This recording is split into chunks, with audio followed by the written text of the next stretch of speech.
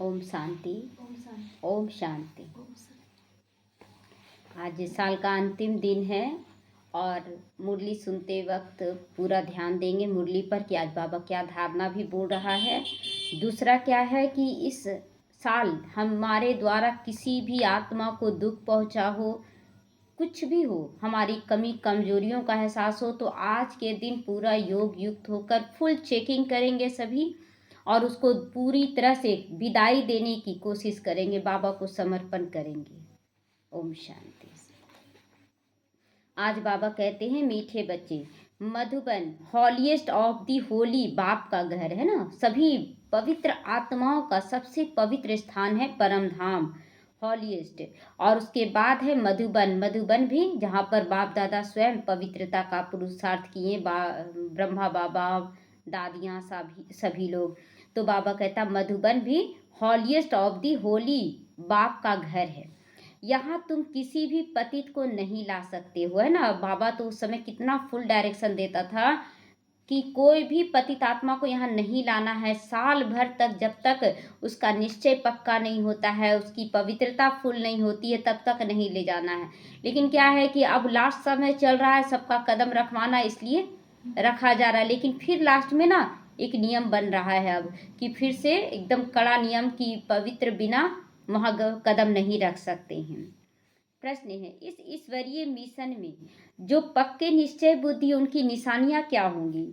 इस ईश्वरीय मिशन में जो पक्के बुद्धि हैं उनकी क्या निशानियां हैं? उत्तर है, वे स्तुति और निंदा सब में धीरज से काम लेंगे। अगर कोई निंदा भी कर रहा है ना तो बहुत धीरज से काम लेंगे कि चलो इस निंदा में कहाँ तक सच्चाई है। अगर सच्चाई है तो हमें उसको ठीक करना है। कोई कह दिया कि आप तो बहुत बुरे हो, तो बुराई क्या दिख रहा है उनसे पूछेंगे ना कि हमारे अंदर क्या क्या बुराई आपको दिख रही है, उसको बताएं ताकि हम उसको दूर कर सके।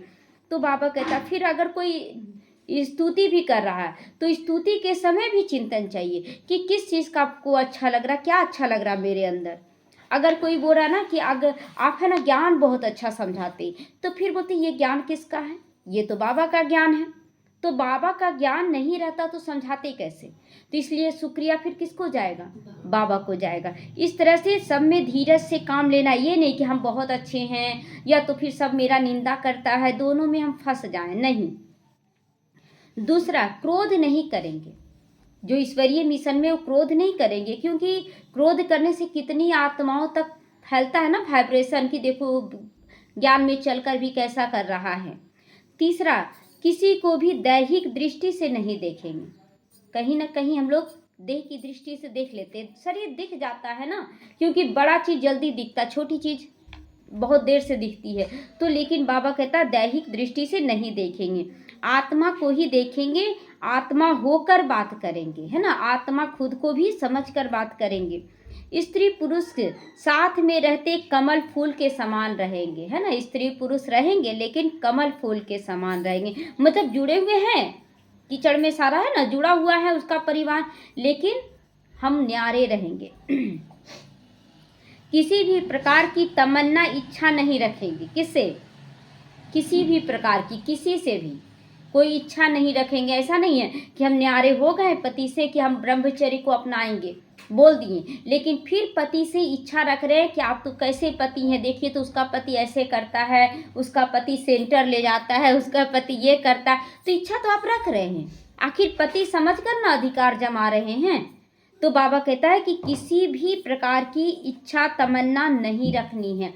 बाबा ले जा रहा है, हम बात रख सकते हैं कि ले जाएंगे, आपको टाइम है ले, और अंदर में बाबा आप ले जा रहे हो, आपसे हम बोलने जा रहे हैं, आप जो भी हाँ करो या ना करो आपकी मर्जी। तो कहेंगे कि फिर बाप पर समर्पण। लेकिन हम जब ना हो जाता है ना तो फिर बोलने लग जाते हैं कि आप ऐसे हैं वैसे हैं। नहीं, गीत बजा है, जले न क्यों परवाना, है ना, जले क्यों ना क्यों परवाना, मतलब कि जब भगवान आ चुका है तो हम क्यों ना समर्पित हो जाए। परवाना मतलब हम लोग, तो हम लोग क्यों नहीं जल जाएं, एकदम समाप्त हो जाए, अपने आप को समाप्त कर दे बाबा के प्यार में। ओम शांति। रूहानी बच्चों के प्रति रूहानी बाप समझा रहे हैं, अर्थात भगवान पढ़ा रहे हैं। रूहानी स्टूडेंट को उन स्कूलों में जो बच्चे पढ़ते हैं उन्हें कोई रूहानी स्टूडेंट नहीं करेंगे, क्योंकि वहाँ पर तो शरीरधारियों को पढ़ाया जाता है ना। अब बोलेंगे कि क्या आप लोग शरीरधारी नहीं हैं? तो हैं, हम लोग भी शरीरधारी हैं, लेकिन हम अपनी आत्मा के अंदर ये ज्ञान धारण कर रहे हैं ना। आत्मा के अंदर क्या है कि मैं मन बुद्धि से भी ज्ञान धारण कर रही हूँ, कर्मेंद्रियों को भी सुधारी, अपनी भाव भावना को भी पढ़ रही हूँ कि क्या है। उनको बोलते नहीं है। हाँ, तो वे तो है ही आसुरी विकारी संप्रदाय के ना। तो उन लोग तो मतलब बाहरी पढ़ाई पढ़ेंगे, लेकिन मन बुद्धि को नहीं सुधारते। आज देखते हैं बड़े बड़े पोस्ट पर भी चले जाते हैं लोग, लेकिन मन से डिप्रेशन में है, या तो कड़वे बोल बोल रहे हैं, अहंकार वाले बोल बोल रहे हैं, क्योंकि वो संस्कार नहीं डाला गया है। और यहाँ पर बाबा हमारी आत्मा को पति से पावन बना रहा है। तो आगे तुम भी आसुरी अर्थात अथवा रावण संप्रदाय के थे, अब राम राज्य में चलने के लिए 5 विकारों रूपी रावण पर जीत पाने का पुरुषार्थ कर रहे हो। अब ज्ञान मिला ना, तो अब हम लोग पुरुषार्थ कर रहे हैं। यह जो नॉलेज प्राप्त नहीं करते उन्हों को समझाना पड़ता है कि तुम रावण राज्य में ही हो। अगर आप ज्ञान सुनकर भी ज्ञान को धारण नहीं कर रहे हैं, तो बाबा कहते ना कि तुम रावण राज्य में ही हो, अभी राम राज्य में नहीं आए हो। खुद समझते नहीं हैं। तुम अपने मित्र संबंधियों आदि को कहते हो हम बेहद के बाप से पढ़ते हैं, तो ऐसे नहीं कि वो निश्चय करते हैं, है ना। वो निश्चय कर लेते हैं। अगर हम जाकर बोलें परिवार वालों के कि हमको भगवान पढ़ाते हैं, तो क्या वे विश्वास कर लेंगे? कब करेंगे विश्वास? हाँ, जब हमारे अंदर वो परिवर्तन देखेंगे, रूहानी परिवर्तन, साधारण परिवर्तन नहीं, रूहानी परिवर्तन देखेंगे, तब वो विश्वास करेंगे कि सच में कोई तो शक्ति है। हर विघन में अचल अडोल रहेंगे, कोई देह भान नहीं रखेंगे, एकदम हर वक्त खुश रहेंगे। बहुत सारी चीजें, क्वालिटी जो आत्मा की दिखती है वो दिखनी चाहिए। तो कितना भी बाप कहे कि या भगवान कहे, तो भी निश्चय नहीं करते, है ना। कितना भी बाप कहे या भगवान कभी कह दे, लेकिन वो विश्वास नहीं करते हैं। नए को यहाँ आने का हुक्म नहीं है, मधुबन में लाने का हुक्म नहीं है। बिगर चिट्ठी व बिगर पूछे तो कोई आ भी नहीं सकता है ना। बिगर पूछे या बिगर चिट्ठी के अगर अकेले भी जा रहे हैं, तो निमित्त आत्माओं से चिट्ठी लेकर जाना पड़ता है, और फिर पूछ कर जाना पड़ता है कि हम जाएं। परंतु कहाँ कहाँ कोई आ भी जाते हैं, यह भी कायदे का उल्लंघन है ना। बिना चिट्ठी बिना पूछे चले जाना मधुबन, तो ये भी कायदे का उल्लंघन है। एक एक का पूरा समाचार नाम आदि लिख कर पूछना होता है, इसको भेज देवें। फिर बाबा कहते हैं भेज दो। अगर आसुरी पतित दुनिया के स्टूडेंट होंगे तो बाप समझाएंगे। वह पढ़ाई तो विकारी पतित पढ़ाते हैं या ईश्वर पढ़ाते हैं। उस पढ़ाई से पाई पैसे का दर्जा मिलता है, भल कोई बहुत बड़ा इम्तिहान भी पास करते हैं, फिर कहाँ तक कमाते रहेंगे? विनाश तो सामने खड़ा है ना। बहुत पढ़ाई करते करते कितना साल गुजर जाता है ना उस पढ़ाई को। लेकिन बाबा क्या बोल रहा है कि देखो वो तो आज न कल तो विनाश हो ही जाएगा, लेकिन ये जो पढ़ाई पढ़ा रहे ये तो जन्म जन्मांतर चलेगा। नेचुरल कैलिमिटीज तो सब आने वाली हैं, यह भी तुम समझते हो। जो नहीं समझते उन्हों को बाहर विजिटिंग रूम में बिठाए समझाना होता है ना। जो नहीं समझ रहे उसको बाहर में बिठाना होता है। यह ईश्वरीय पढ़ाई है, इसमें निश्चय बुद्धि ही विजयंती होंगी, अर्थात विश्व पर राज्य करेंगे। जो देखिए बहुत अच्छा दिमाग वाला भी है, लेकिन अगर विश्वास नहीं है बाबा पर, तो वो विश्व पर राज करने के लायक बाबा उसको नहीं बिठाएगा। भले कम अच्छा से चल रहा है, उसकी स्पीड कम है, लेकिन अगर निश्चय पूरा है तो उसी को विश्व राज्य तख्त पर बिठाया जाएगा। तो रावण संप्रदाय वाले तो यह जानते ही नहीं, इसमें बड़ी खबरदारी चाहिए। परमिशन के बिगर कोई अंदर नहीं आ सकता है ना। देखिए ना, इधर बराबर मुरली चलाया जा रहा और ऊपर से कानून भी बन रहा है। मधुबन में ये सब बातचीत हो रहा है कि अब कोई भी पतित नहीं आ सकता जब तक 1 साल का पूरा धारणा ना हो जाए। लेकिन क्या है कि ले जाने की क्वांटिटी दिखाने के चलते बहुत लोग ले जाते हैं कि चलो अब ले जाते हैं। तो यह कोई घूमने फिरने की जगह तो नहीं है ना, जहाँ सबको लेते आए। है ना।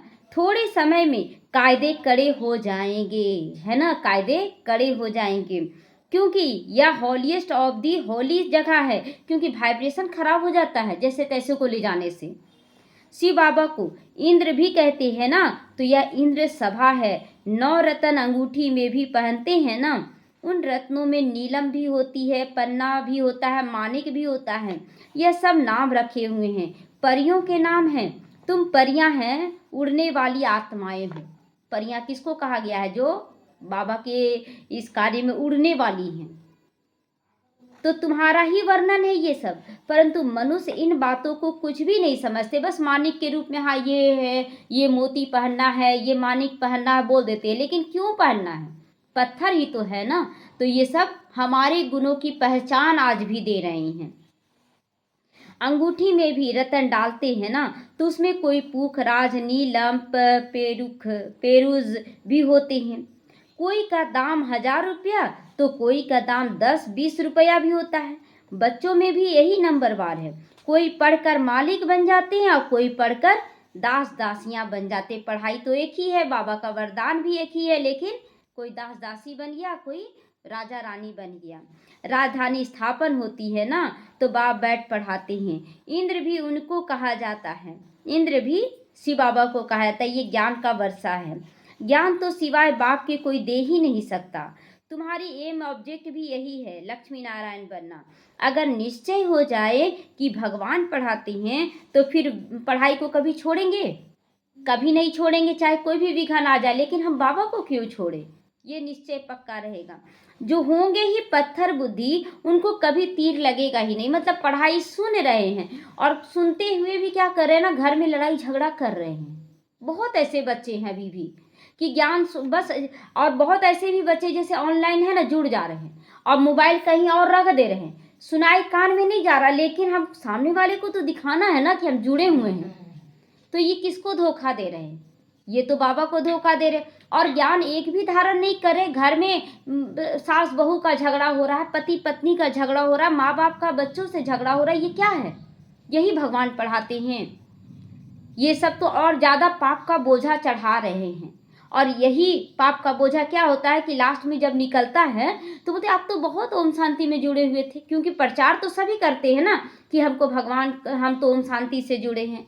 और फिर अगर उनके साथ विघ्न आता है तो बोलते आपके साथ भी आया विघ्न, आपको तो भगवान मिला था। तो यहाँ पर वो निंदा कराने के पात्र बनते हैं। तो बाबा कहते हैं कि जो होंगे ही पत्थर बुद्धि, उनको कभी तीर नहीं लगेगा। आकर चलते चलते गिर पड़ते हैं, और गिर पड़ते हैं तो फिर क्या कहेंगे? कोई विघन आ गया, प्लीज दीदी योग लगा दीजिए, प्लीज मेरे को सकाश दे दीजिए। ये क्या है? क्या भगवान के आप बच्चे नहीं हैं? आप बाबा से योग लगाइए। क्या माँ बाप अपने बच्चों का नहीं सुनता है? बड़ा बच्चा का पूरा करेगा तो क्या छोटा बच्चा को छोड़ देगा? वो और ज्यादा केयर करता है। तो 5 विकार आधा कल्प के शत्रु हैं, माया दे अभिमान में लाकर थप्पड़ मार देती हैं, फिर आश्चर्य सुनंती कथनती और फिर भगंती हो जाते, क्योंकि बोलते हैं क्या कि कहाँ कुछ होता। उससे अच्छा तो चमत्कार भक्ति मार्ग में होता था कि पूजा पाठ किए, कुछ ये उपवास कर लिया, पूरा हो गया। हाँ, तो वो अल्पकाल का आपको पूरा हो गया। यहाँ तो बाबा सदा काल के लिए पढ़ाने आया। घूस दे के आप डॉक्टर का सर्टिफिकेट ले लीजिए, उसके बाद डॉक्टर थोड़ी आप बन जाइएगा, कोई आपको पूछने भी नहीं आएगा। तो यह माया बड़ी दुस्तर है। यह एक ही थप्पड़ में पूरा गिरा देगी। मतलब डॉक्टर का सर्टिफिकेट आप ले लिए हैं, लेकिन कोई ग्राहक ही नहीं आएगा तो कमाई होगा क्या? तो समझते हैं हम कभी अब गिरेंगे, कभी नहीं गिरेंगे, फिर भी माया थप्पड़ लगा देती है। वहाँ स्त्री पुरुष दोनों को पवित्र बनाया जाता है। यहाँ पर सो तो ईश्वर के सिवाय कोई बना नहीं सकता। इस स्त्री और पुरुष को पवित्र बनाना ये तो भगवान का काम है। कोई बन सका? सन्यासी इसीलिए तो छोड़कर चले गए ना। तो यह ईश्वरीय मिशन है। बाप को खेवैया भी कहा जाता है। तुम हो नैया, खेवैया आते हैं, सबकी नैया पार लगाते हैं। तो कहते बिना सच की नैया डोलेगी परंतु डूबेगी नहीं, है ना। बाबा कहते हैं ना कि हम लोग हैं नैया, आत्मा क्या है, फंस गई है सफर करते करते। अब बाबा खेवैया आकर हमारी नैया पार लगा रहा है। कितने ढेर के ढेर मठ पंथ बन गए हैं। ज्ञान और भक्ति की जैसे लड़ाई होती है ना, लड़ाई होती है ना ज्ञान और भक्ति की। भक्ति बोलता है हम श्रेष्ठ हैं और ज्ञान बोलता है हम श्रेष्ठ है। लेकिन ज्ञान को बोलने की दरकार ही नहीं है कि हम श्रेष्ठ हैं। ज्ञान तो स्वतः ही सिद्ध है कि श्रेष्ठ है वो। हमें अपने संस्कार को सुधार लेना है, उसी से हम श्रेष्ठता दिखा देंगे। तो कभी भक्ति को भी विजय होगी ना, आखिर तो ज्ञान की ही विजय होगी। कभी भक्ति की भी विजय होगी, लेकिन आखिर में ज्ञान की विजय होगी। भक्ति के तरफ देखो, कितने बड़े बड़े योद्धे हैं, है ना। भक्ति की तरफ देखिए, बड़ा बड़ा सन्यासी, महामंडलेश्वर, कितने कितने। और ज्ञान में छोटी छोटी बच्चियां थी। तो ज्ञान मार्ग की तरफ भी कितने बड़े बड़े योद्धे हैं। अब योद्धे हो गए, अर्जुन, भीम आदि नाम रखे हैं ना। तो इस तरह के बच्चे, कोई भीम है आत्मबल को जो चलाकर बहुत बड़े बड़े काम कर रहा है, कोई अर्जुन है कि ज्ञान को बहुत अच्छे से धारण करके हर विघ्नों को पार कर रहा है। तो यह तो सब कहानियां बैठ बनाई हैं, गायन तो तुम्हारा ही है। ये सब हीरो हीरोइन का पार्ट भी तुम्हारा भी बज रहा है। इस समय ही युद्ध चलती है। तुम्हारे में भी बहुत है जो इन बातों को समझते नहीं है ना, बहुत थोड़े हैं, बिल्कुल समझते नहीं। जो अच्छे अच्छे होंगे उनको ही तीर लगेगा। थर्ड क्लास तो बैठ ना सके, थर्ड क्लास तो यहाँ ज्ञान में पूरी तरह से बैठ ना सके। दिन प्रतिदिन बहुत कड़े कायदे होते जाएंगे। अब जैसे जैसे मधुबन में भी ना बहुत कड़े कायदे हो जाएंगे, लोग जाना चाहेंगे जा नहीं पाएंगे। तो ये कायदा हुआ ना। आप देखिए, कहीं कितना पैसा लग रहा है, कहीं ज़्यादा लग रहा है पैसा, तो ये कायदा तो हो रहा है ना। बच्चे बोल रहे हैं क्या इतना हम नहीं कर पाएंगे, नहीं जा पाते बहुत जगह। तो पत्थर बुद्धि जो कुछ नहीं समझते, उनको तो यहाँ बैठना भी बेकायदे है ना। बाबा कहता सेंटरों पे भी बैठना बेकायदे, जो पत्थर बुद्धि हैं। यह हॉल हॉलीएस्ट हॉली ऑफ होली है। तो यह हॉल डायमंड हॉल, तो पोप को होली कहते हैं ना। यह तो बाप है हॉलीएस्ट ऑफ होली। बाप कहते हैं कि इन सभी को मुझे ही कल्याण करना, इन सभी का। ये सब विनाश होने वाले हैं। यह भी कोई थोड़े ही समझते हैं, भल सुनते हैं, परंतु एक कान से सुन दूसरे कान से निकाल देते हैं, है ना। बाबा कहता ना कि हमको तो सबको पावन बनाना है, लेकिन बच्चे सुनकर भी ना अनसुना कर देते हैं।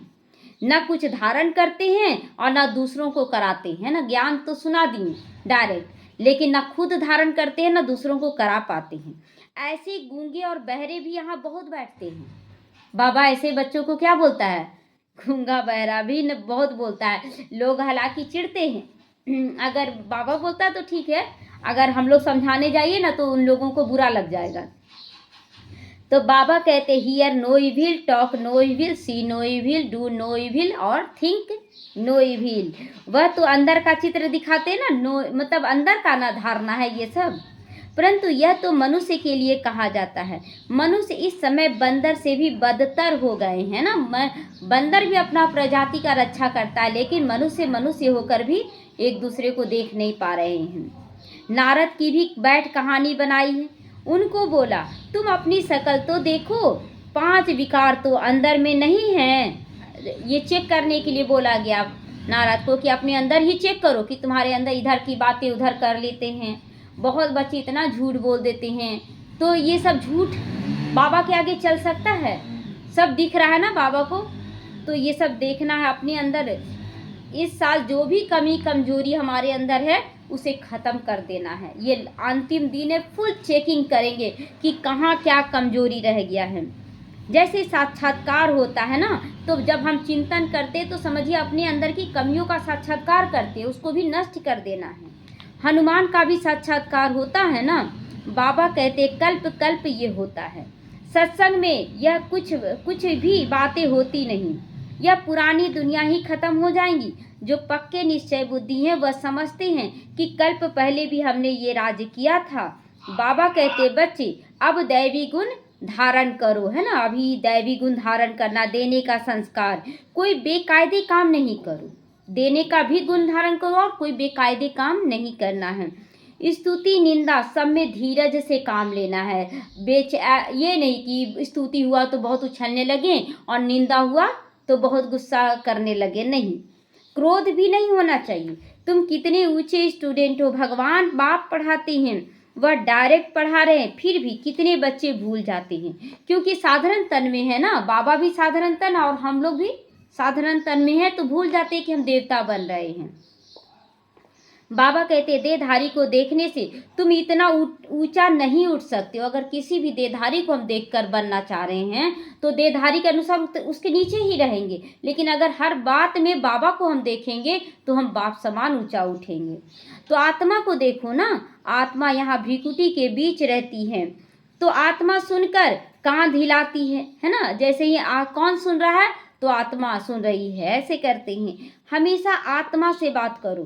तुम आत्मा इस शरीर रूपी तख्त पर बैठी हो, ये सोच कर बात करो, है ना। आत्मा बात करे, कोई हिसाब किताब ना बन जाए। तुम तमो प्रधान थी, अब सतो प्रधान बनो। अपने को आत्मा समझकर बाप को याद करने से देह का भान टूटता चला जाएगा। आधा कल्प का देह अभिमान रहा हुआ है, इस समय सब देह अभिमानी बन गए, सब देह अभिमानी। तो किसी का दोष देंगे क्या? नहीं देना है ना, दे देते हैं लेकिन नहीं देना है। अब बाप कहते देही अभिमानी बनो। आत्मा ही सब कुछ धारण करती है, खाती पीती सब कुछ आत्मा करती है।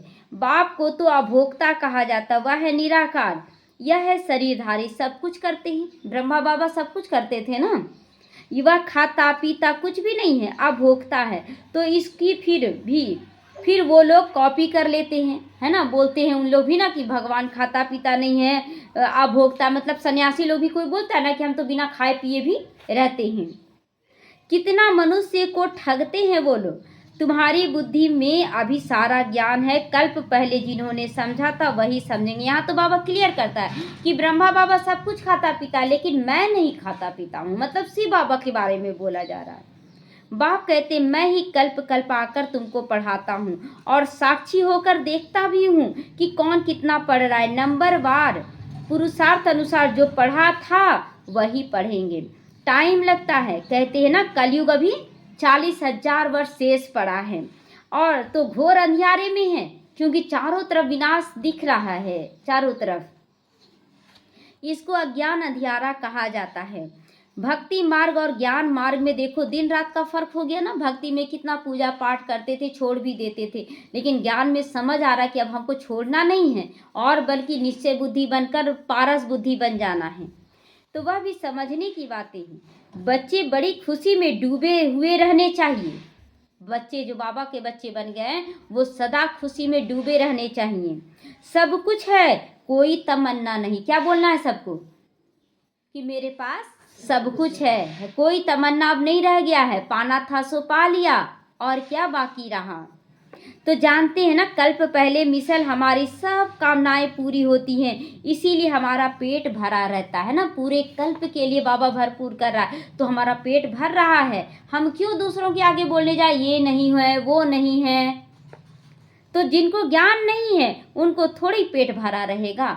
ये अगर कोई बोलते हैं ना कि ये नहीं हो रहा वो नहीं, तो समझ लीजिए उसका पेट अभी भरा ही नहीं है, तो मांग रहा बेचारा, है ना। जिसका पेट भरा रहेगा बोले हाँ ठीक है मेरा पेट तो भरा हुआ, हमको कुछ नहीं चाहिए बाबा, सब कुछ है। हमेशा अगर ये चीज़ लेके चलेंगे ना तो आप सदा विजयी रहेंगे। लेकिन अधैर्यता आ जाता है, अधैर्यता आ जाता है।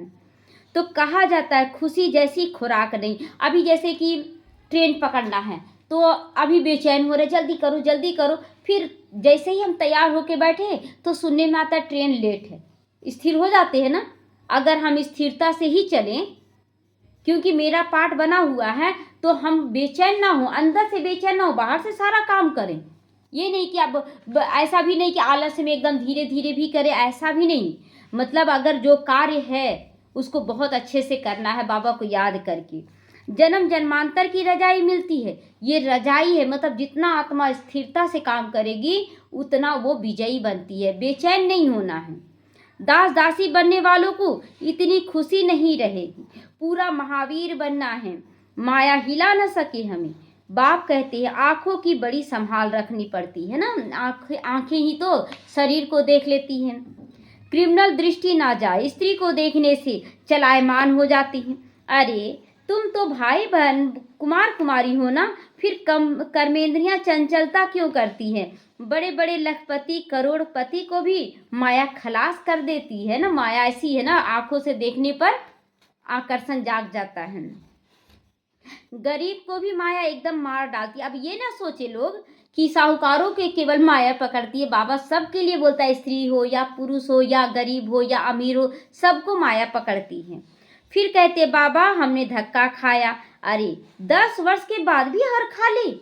बाबा पूछता है कि इतना साल चलकर भी तुम विकारों में गिर गए, अब तो पाताल में गिर पड़े हो। पाताल में मतलब बेभान भी नहीं, जानवर जैसा बदतर बन गए हैं। अंदर में समझते हैं कि इनकी अवस्था कैसी है। कोई कोई तो बड़ी अच्छी सर्विस करते हैं। कन्याओं में भी भीष्म पितामह आदि को बाण मारे हैं ना, कन्याओं ने भी भीष्म पितामह आदि को बाण मारे हैं ना, मतलब बहुत ज़्यादा जो भक्ति में था। तो वैसे मतलब वरिष्ठ वरिष्ठ भक्ति में चलने वालों को भी कन्याएं जाकर जगा दी, ज्ञान दे दी सन्यासियों को। हाँ, तो गीता में बहुत थोड़ा बहुत है, यह तो है ही भगवानुवाद। अगर श्री कृष्ण भगवान ने गीता सुनाई तो फिर ऐसा क्यों कहते हो कि मैं जो हूँ जैसा हूँ कोई बिरला जानता है। लिखा हुआ है ना गीता में, तो श्री कृष्ण तो सामने थे, तो फिर ये वाक्य क्यों उसमें बोला गया कि मैं जो हूँ जैसा हूँ कोई बिरले ही जानता है। सब लोग जान रहे थे वो कृष्ण है, तो ये समझने कृष्ण के शरीर में बोलने वाला कौन। तो श्री कृष्ण यहाँ होता तो पता नहीं क्या कर देते लोग। श्री कृष्ण का शरीर तो होता ही है सतयुग में, केवल यह नहीं जानते कि श्री कृष्ण के बहुत जन्मों के अंत के शरीर में मैं प्रवेश करता हूँ। श्री कृष्ण के आगे तो झट सब भाग आए। पोप आदि आते हैं तो कितना झुंड जाकर इकट्ठा हो जाता है ना। अगर पोप ये सब आते हैं तो पूरा क्रिश्चियन लोग झुंड लगा देते हैं। तो उसी तरह अगर कृष्ण आ जाए ना सचमुच तो लोग भीड़ लगा देंगे, लेकिन कृष्ण तो आ ही नहीं सकते हैं। कृष्ण की आत्मा है, शरीर नहीं। तो मनुष्य यह थोड़ी समझते कि इस समय सब पतित तमो प्रधान है। कहते भी हैं कि पतित पावन आओ, परंतु समझते नहीं कि हम पतित हैं। बच्चों को बाप कितनी अच्छी रीति समझाते हैं। बाबा की बुद्धि तो सब सेंटर्स के अनन्य बच्चों की तरफ चली जाती है। बाबा का नज़र जो अनन्य बच्चे जो बहुत अच्छा पुरुषार्थ करे उस पर नज़र जाता है कि कौन कैसा कर रहा है, उसको बाबा कभी गिरने नहीं देता है ना। बोलते हैं कि वो हमें आगे बढ़ने नहीं देता है, वो हमें आगे बढ़ने नहीं, ये बिल्कुल रॉन्ग है। अगर आप बहुत अच्छा पुरुषार्थ कर रहे हैं तो बाबा आगे ज़रूर बढ़ाता है। जब जास्ती अनन्य बच्चे यहाँ आते हैं तो फिर यहाँ देखता हूँ, नहीं तो बाहर में बच्चों को याद करना पड़ता है ना। जैसे बहुत बच्चे हैं जो कहीं कहीं छुप कर माना कि अभी तक दुनिया के नज़रों में नहीं आए, लेकिन बाप की नज़रों से छिपे भी तो नहीं हैं। उनके आगे ज्ञान डांस करता हूँ, मतलब बहुत अच्छे से उनको ज्ञान टच करता हूँ। मेजोरिटी ज्ञानी तो आत्मा होते हैं तो मज़ा भी आ जाता है ना। ज्ञानी तो आत्मा अगर पहले से बहुत अच्छा से समझदार है और उसको बाबा ज्ञान का टचिंग देता है तो और ज़्यादा आगे बढ़ने लग जाता है। नहीं तो बच्चियों पर कितना अत्याचार होते हैं। कल्प कल्प सहन करना पड़ता है। ज्ञान में आने से फिर भक्ति भी छूट जाती है ना, अपने आप छूट जाती है ना। जब भगवान मिल गया तो हम फिर भी बैठे क्यों तपस्या करें। तो घर में समझो मंदिर है, स्त्री पुरुष दोनों भक्ति करते हैं। स्त्री को ज्ञान की चटक लग जाती है और भक्ति छोड़ देती है तो फिर देखो कितना हंगामा हो जाएगा ना, कितना हंगामा हो जाएगा। विकार में भी ना जाए और शास्त्र आदि ना पढ़े तो झगड़ा होगा ना। इसमें विघ्न बहुत पड़ते हैं और सत्संग में जाने के लिए रोकते नहीं, क्योंकि वहाँ कोई चीज़ मना नहीं होता है सत्संग में। यहाँ पर तो मतलब अपने आप छूटने लगता है ना जब ज्ञान मिल गया, तो इसीलिए विरोध होता है। वो लोग बोलेंगे हम कर रहे हैं, तुम नहीं कुछ करोगे। तो यहाँ है पवित्रता की बात। पुरुष तो नहीं रह सकते हैं, जो जंगल में चले जाते हैं। स्त्रियां कहाँ जाएं? स्त्रियों के लिए वह समझते हैं कि नर्क का द्वार है। बाबा कहते हैं ये तो स्वर्ग का द्वार है। नारियां स्त्रियां स्वर्ग का द्वार हैं। तुम बच्चियां भी स्वर्ग स्थापन करती हो, इनसे पहले नर्क का द्वार थी, अभी तुम स्वर्ग की स्थापना होती है तुम्हारे द्वारा।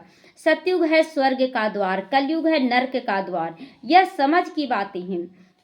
तुम बच्चे भी नंबरवार पुरुषार्थ अनुसार समझते हो। ये सब बातें ना पुरुषार्थ अनुसार ही समझ में आता है, क्योंकि देह भान स्त्री का रूप है, तो देह भान में जब रहेंगे तो वो नर्क का द्वार है। लेकिन यहाँ स्त्री और पुरुष की बात नहीं है, आत्मा की बात है। जब वो आत्मा शरीर भान में रहेगी तो वो नर्क के द्वार में प्रवेश करेगी, जब अपने आत्मिक स्वरूप में रहेगी तो वो स्वर्ग के द्वार में प्रवेश करेगी। तो आत्मा को पुरुष और देह भान को स्त्री का रूप दिया गया है। तो अगर देह भान में कोई भी हो, स्त्री हो या पुरुष हो, वो गिरेगा। लेकिन अगर आत्मिक स्थिति में स्त्री हो या पुरुष हो, वो आत्मिक स्थिति में वो स्वर्ग का द्वार खोलेगा।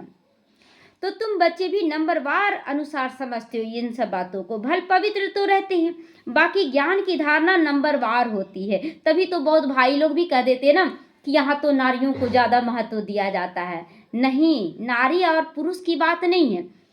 यहाँ पर शरीर को आगे रखने का मतलब है नारी को आगे रखना, लेकिन वास्तव में पुरुष का स्थान तो और ज़्यादा श्रेष्ठ दिखाया गया है आत्मा को।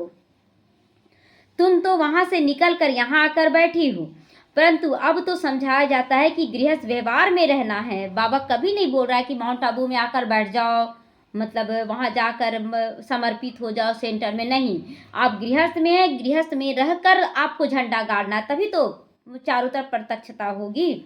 उन्हों को तकलीफ होती है, यहाँ रहने वालों के लिए तो कोई तकलीफ नहीं है। तो बाप समझाते कमल फूल के समान गृहस्थ व्यवहार में रहते हुए पवित्र रहो। सो भी इस अंतिम जन्म की बात है ना, अगर कुछ सहन भी करना पड़े तो बाबा कहता अंतिम जन्म है ना, सहन कर लो। गृहस्थ व्यवहार में रहते हुए अपने को आत्मा समझो। आत्मा ही सुनती है, आत्मा ही ये बनी है, आत्मा ही जन्म जन्मांतर भिन्न भिन्न ड्रेस पहनती आई है। अब हम आत्माओं को वापस जाना है, बाप से योग लगाना है। मूल बात यही है। बाबा कहते मैं आत्माओं से बात करता हूँ। आत्मा भ्रिकुटी के बीच रहती है, इन ऑर्गन्स द्वारा सुनती है। आत्मा इनमें नहीं होती तो शरीर तो मुर्दा बन जाता ना। बाबा कितना वंडरफुल ज्ञान दे आकर देते हैं कि अगर एक आत्मा निकल जाए तो शरीर पूरा अच्छा है, लेकिन वो मुर्दा हो जाता है। तो परमात्मा बिगड़ यह बातें कोई समझा ना सके। सन्यासी आदि कोई आत्मा को थोड़ी देखते हैं, वह तो आत्मा को परमात्मा ही समझ कर बैठे हैं।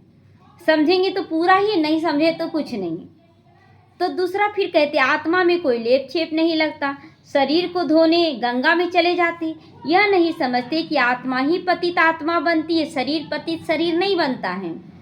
आत्मा ही सब कुछ करती है। बाप समझाते रहते हैं, ये मत समझो हम फलाना हूँ, हम ये हूँ, मतलब अहंकार दिखाते हैं ना कि हम तो बहुत भक्ति करने वाले हैं, हम बहुत ज्ञानी हैं, या हम लौकिक ज्ञान से भी भरपूर हैं। अहंकार नहीं दिखाना है। नहीं, सब आत्माएं हैं। जाति पाति का भी भेद यहाँ नहीं रहना चाहिए ना। पूछते ना आप किस जात के हैं, ये सब भी पूछना। जैसे ही सुनते हैं कि आप ज्ञान ले लिए हैं, 7 दिन का कोर्स कर लिए, तुरंत मन में भाव आता है ये तो हमारे परिवार का है ना। ये भावना अब आता है कि नहीं, उनसे अपनापन जुड़ जाता है। तो अपने को आत्मा समझो। गवर्नमेंट कोई धर्म को नहीं मानती, ये सब धर्म तो देह की हैं, परंतु सब आत्माओं का बाप तो एक ही है ना। देखना भी आत्मा को है। सभी आत्माओं का स्वधर्म शांत है। अच्छा, मीठे मीठे सीखी लदे बच्चों प्रति माता पिता बाप दादा का याद प्यार और गुड मॉर्निंग। रूहानी बाप की रूहानी बच्चों को नमस्ते। हम रूहानी बच्चों की रूहानी माता पिता बाप दादा को याद प्यार, गुड मॉर्निंग और नमस्ते नमस्ते। शुक्रिया बाबा, शुक्रिया। धारणा के लिए आज मुख्य सार है, जो बात काम की नहीं है उसे एक कान से सुन, दूसरे से निकाल देना चाहिए। अगर कोई बोल रहा है ना तो उसको निकाल देना चाहिए। Hear no evil, talk no evil, see no evil. ना बुरा देखना है, ना बोलना है, ना सुनना है, ना करना है, ना सोचना है। बाप जो शिक्षाएं दे उसे ही धारण करना है। कोई भी हद की तमन्ना नहीं रखनी है। आंखों की बड़ी संभाल रखनी है। क्रिमिनल दृष्टि ना जाए, विकारी दृष्टि ना जाए। कोई भी कर्मेंद्रिय चलाए मान ना हो। खुशी से भरपूर रहना है। वरदान है, माया के खेल को साक्षी होकर देखने वाले सदा निर्भय और माया जीत बनो। है ना, निर्भय होकर क्यों बोलता है बाबा देखने, क्योंकि परिस्थिति ऐसा आती है ना जो हिला देती है ना कि पता नहीं कुछ गलत ना हो जाए। तो समय प्रति समय जैसे आप बच्चों की स्टेज आगे बढ़ती जा रही है, ऐसे माया का भी वार नहीं होना चाहिए। माया नमस्कार करने आए, वार करने नहीं आए, है ना। नमस्कार करे, हर एक परिस्थिति आपको नमस्कार करे। यदि माया आ भी जाए तो उसे खेल समझ कर देखो। ऐसे अनुभव हो जैसे साक्षी होकर हद का ड्रामा देखते हो। माया का कैसा भी विकराल रूप हो, आप उसे खिलौना और खेल समझो। समझ कर देखोगे तो मजा आएगा, फिर उससे डरेंगे व घबराएंगे नहीं, है ना। बाबा कहता कोई भी परिस्थिति को अगर नाटक के रूप में देखेंगे तो मजा आ जाएगा खेलने में। जो बच्चे सदा खिलाड़ी बनकर साक्षी होकर माया का खेल देखते हैं, वो सदा निर्भय भी बनते और माया जीत भी बन जाते हैं। स्लोगन है, ऐसा स्नेह का सागर बनो जो क्रोध समीप ना आ जाए, है ना। क्रोध किसी भी हालत में समीप ना आए। अव्यक्त इशारे, अब संपन्न व कर्मातीत बनने की धुन लगाओ। कर्मातीत अर्थात कर्म के अधीन नहीं होना है, कर्मों से परतंत्र नहीं, कर्मों के परतंत्र नहीं, है ना। कर्मों का गुलाम नहीं बनना है, स्वतंत्र हो। कर्मेंद्रियों द्वारा कर्म कराओ। जो गायन है ना कि करते हुए भी अकर्ता का अनुभव, कि मैं नहीं करता हूँ, कराने वाला करा रहा है। संबंध संपर्क में रहते हुए कर्मातीत, क्या ऐसी स्टेज रहती है, चेक करना है। कोई भी लगाव ना हो, सर्विस लगाव से नहीं लेकिन निमित्त भाव से हो। कोई भी सेवा निमित्त भाव से हो, लगाव से नहीं कि मेरा है, मेरा सेंटर, मेरा परिवार। इस रूप से भी लोग, जैसे कि आप देखिए कि अपने सेंटर, अपने बच्चों का ख्याल रख लेते हैं, लेकिन वही दूसरे सेंटर दूसरे से आते हैं तो लोग थोड़ा हीन भावना से कर देते हैं कि अरे हम क्यों देखने जाए, अब उनका है तो वो समझे। नहीं, हम लोगों को ये समझना कि सारा तो ब्राह्मण परिवार है ना, हमें सबको अपने परिवार के अनुसार देखना है। तो निमित्त भाव से कर्म करो, लगाव से सेवा न करो, इससे सहज ही कर्मातीत हो जाएंगे, कर्म के प्रभाव से मुक्त हो जाएंगे। ओम शांति। चलिए सभी एकाग्र हो जाएंगे।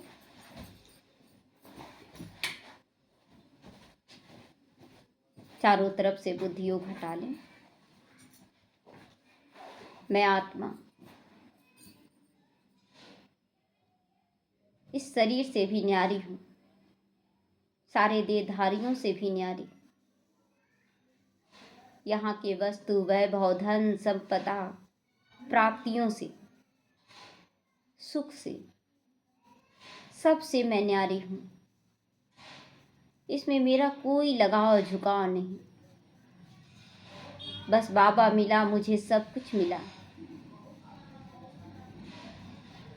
बाबा आपकी हर एक श्रीमत सिर आंखों पर है। बाबा मुझे बहुत अच्छे से चलना है। इस पुराने साल में जो भी विक्रम हुए हैं, मैं उसके लिए सबसे माफ़ी मांगती हूँ।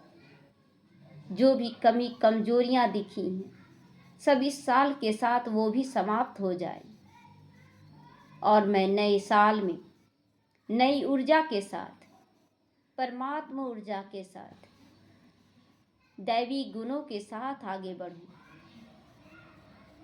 एक एक आत्मा का दिल जीतते हुए आगे बढ़ूं। प्रेरित होना है हमें अपने आदि रत्नों से।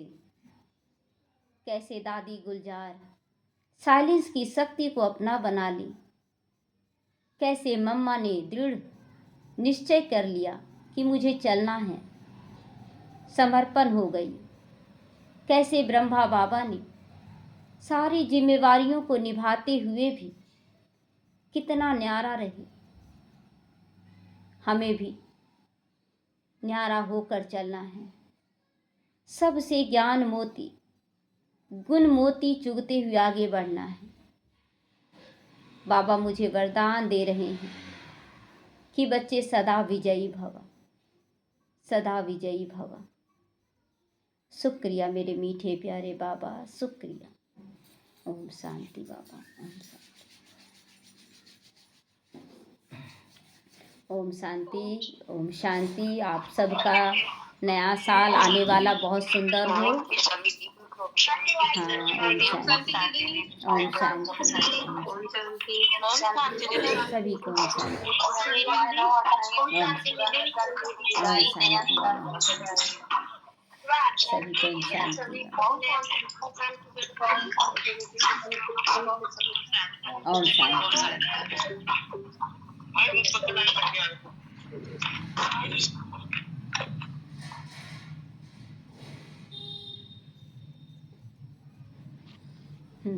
बोलिए। बाबा भी तो मधुबन का चारा दे रहा है कि मधुबन किसी पतित को नहीं ले जाना है। और अच्छे बच्चों की निशानी है कि वो देवभान में नहीं आएंगे, सबको आत्मा रूप में देखेंगे और क्रोध नहीं करेंगे।